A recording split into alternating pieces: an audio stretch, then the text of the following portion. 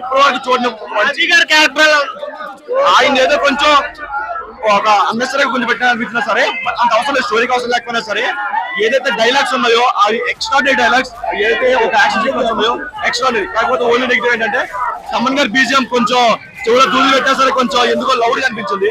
అదొక్కటి చేస్తే మాత్రం ఎక్స్ట్రాడరీ. ఈ మధ్య కాలంలో ఇయర్ కాదు లాస్ట్ 2-3 years లో ది బెస్ట్ మూవీ అని చెప్పుకోవచ్చు. బాలయ్య గారి కెరీర్ అని కాదు, టీఎఫ్ లోని one of the best movie అయితే కొంచెం బ్యాడ్ చేశారన్నారు.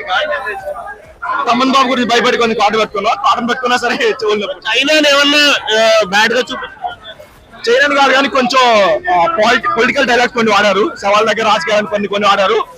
వాళ్ళ ఇష్టం అది. బట్ డైలాగ్స్ అన్ని బాగా పేలాయి. ప్రతిదీ సెకండ్ హాఫ్ ఏదైతే ఉంటుందో ఎక్స్ట్రాడరీ సెకండ్ హాఫ్ పరంగా కాదు. సినిమా ఓన్లీ సనాతన ధర్మం, ఓన్లీ పొలిటికల్ ఏం లేదు. సినిమా సూపర్ భయ్య.